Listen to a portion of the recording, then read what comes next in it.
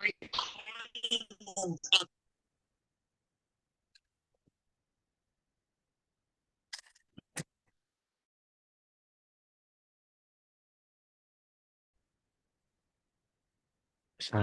warahmatullahi wabarakatuh.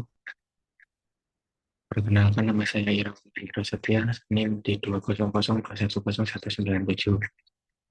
Di sini saya akan mereview karya tulis ilmiah tentang lingkungan hidup. Yang pertama yaitu kata pengantar, puji syukur, penulis panjatkan kehadirat Tuhan Yang Maha Esa, karena berkat dan rahmatnya penulis dapat presiden sebagai masalah lingkungan hidup.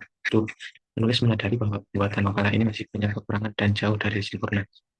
Oleh karena itu, penulis mengharapkan kritik dan saran yang bersifat membangun dari membaca demi kesempurnaan masalah makalah ini, agar penulis lebih mencapai kemajuan dari sebelumnya dalam hal yang sama. Penulis berharap makalah yang disampaikan ini dapat bermanfaat bagi pembaca. Yaitu daftar isi, ada kata pengantar daftar isi, bab 1 pendahuluan, latar belakang, perumusan masalah, sistematika penulisan, bab 2 landasan teori, ada identifikasi kualitas lingkungan hidup, keterbatasan ekologi dalam pembangunan, bab 3 ada analisa lingkungan hidup, bab 4 ada masalah-masalah pada lingkungan hidup, bab 5 ada penyebab dan dampak masalah lingkungan hidup, bab 6 ada upaya-upaya untuk mengatasi masalah lingkungan hidup, yang di dalamnya ada usaha mengatasi berbagai masalah lingkungan hidup, pengelolaan sumber daya alam pengawasan lingkungan hidup, pengelolaan sumber daya alam berkelanjutan, pengelolaan daur ulang sumber daya alam, dan yang terakhir kelestarian flora dan fauna. Di bab 7 ada penutup, kesimpulan, dan saran. Yang terakhir daftar pustaka. Bab 1 yaitu pendahuluan, yang ada latar belakang. Pada umumnya manusia bergantung pada keadaan lingkungan di sekitarnya, yaitu berupa sumber daya alam yang dapat menunjang kehidupan sehari-hari seperti alam. Yang utama bagi manusia adalah tanah, air, dan udara. Tanah merupakan tempat manusia untuk melakukan berbagai kegiatan. Air yang sangat diperlukan oleh manusia sebagai komponen terbesar dari tubuh manusia.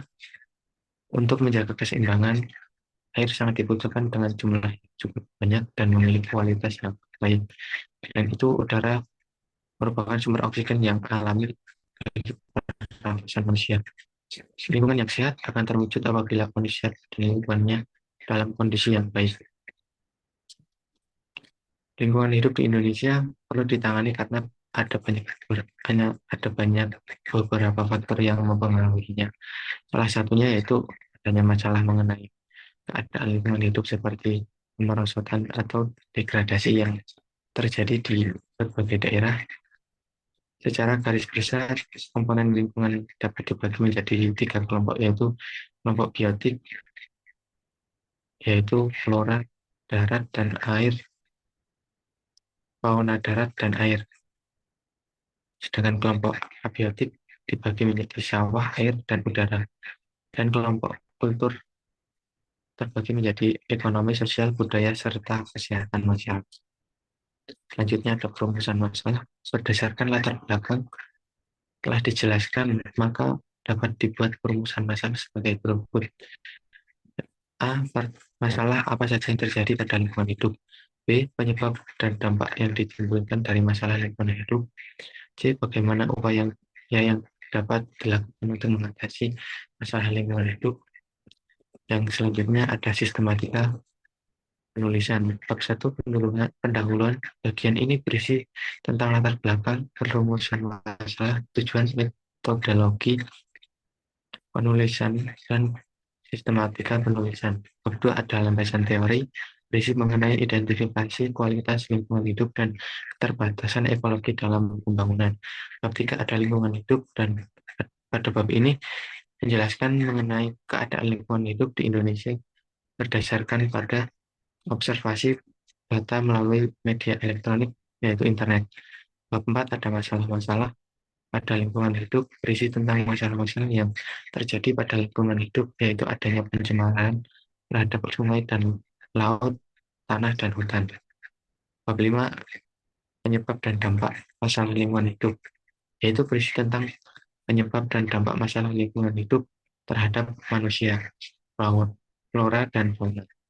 Bab 6 ada upaya-upaya mengatasi masalah lingkungan hidup, berisi tentang upaya dalam mengatasi masalah lingkungan hidup.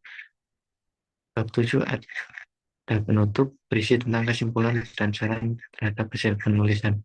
Daftar pustaka berisi tentang sumber-sumber data yang diperoleh dalam penulisan makalah ini. Ini dia yang ada pada bab 2, yaitu landasan teori, identifikasi kualitas lingkungan hidup, pembangunan berwawasan lingkungan. Nomor 2, kualitas lingkungan hidup. Yang selanjutnya ada keterbatasan ekologi dan pembangunan. Ketika ada analisa lingkungan hidup. Bab 4 ada masalah-masalah pada lingkungan hidup yang berisi pencemaran sungai dan laut, pencemaran tanah, dan pencemaran hutan. Bab 5 penyebab dan dampak masalah lingkungan hidup. Bab 6 ada upaya-upaya untuk mengatasi masalah lingkungan hidup.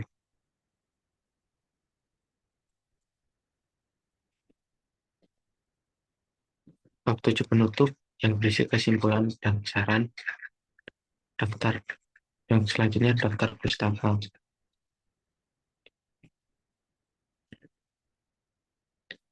Sekian presentasi, sekian review karya tulis ilmiah dari saya. Bila ada salah dan kurangnya. Assalamualaikum warahmatullahi wabarakatuh.